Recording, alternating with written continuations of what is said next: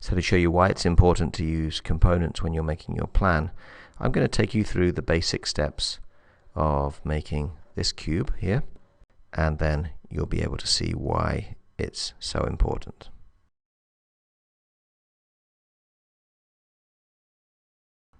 So the cube is made of 6 pieces, 2 sides, 2 other sides, and a top and a bottom that I have here in front of me that I've already made.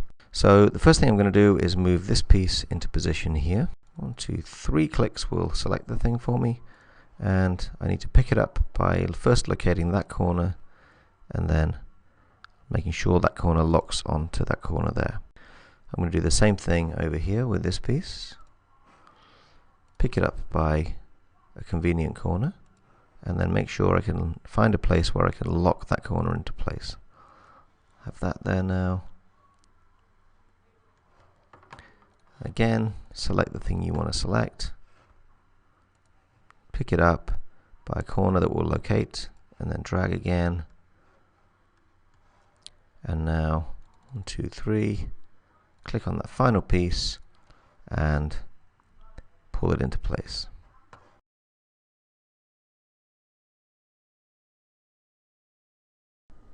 Now it's really important to remember that by using SketchUp in your plan, what you're doing is you're basically making your product in a kind of virtual reality. You're making a virtual version of your product with all the separate pieces. If you realize there are some problems with your product while you're planning it, then you're going to need to make changes. So it's important that you can actually edit the pieces of your product separately and make changes to them if you need to. I'm trying to make some changes now, but I can't. I'll select the top surface. If I triple click, 1, 2, 3, then I'll select the whole thing. So there's not really any way that I can select those pieces individually anymore.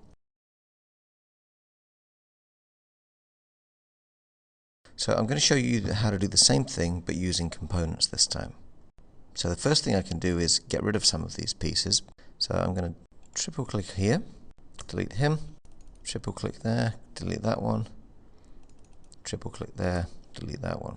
That leaves me with one of each piece.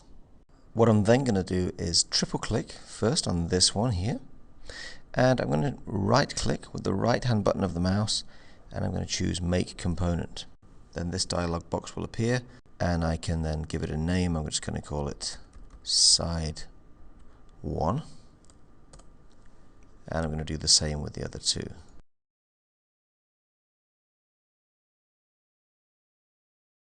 It's then incredibly easy for me to put my product together. I first need to click on this piece and choose the Move tool, and what I'm going to do is I'm going to pick up that corner there and click once, and then I'm going to drag and lock that corner onto the appropriate point here. I'm then also going to take the other side piece by selecting it, choosing the Move tool, and picking it up by this corner and making sure I've got a corner to lock it onto just here, and there I have it perfectly located in place. Now you can see I only have half of the box right now, and that's where components come in. So to open up the component window, I'm going to click on Window and then choose Components, and then this menu box will appear. Now you need to click on the little arrow next to the house logo and then choose Components in Model. That means you'll get the components which are already in your model. Now I need one more of side 1, so I'm going to just click and drag, and there I have one more instance of side 1. I can bring in another copy of side 2 by doing that, and I can bring in one more copy of top and bottom just by doing that. I'm going to close the component window now, and you can see that they're not in the correct position yet, but that's very easy to fix.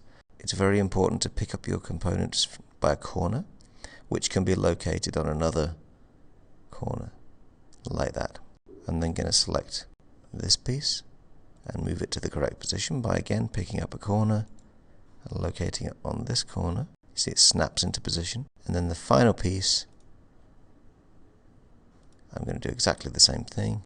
Pick it up by this corner, take it to here until it snaps into the correct position, and there I have my completed cube.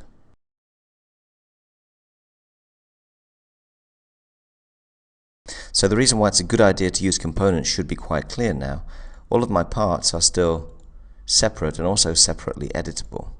So for example, if I decide that my cube actually needs to be taller, I can just pick up my top part, choose the move tool, and then move it upwards. I can then double click on each of these components, so I'm going to do it first on this one. So now when I double click, you can see that everything else goes kind of grey, and now I can edit that component. Now watch what happens also over here when I edit this component. I can now drag it up, and then it locks into place on the newly edited top. Once I'm finished with editing my component, if I just choose the select tool and click outside, and then it's back into normal mode. If I want to select and edit this component, then I double click on it, and again everything else goes grey.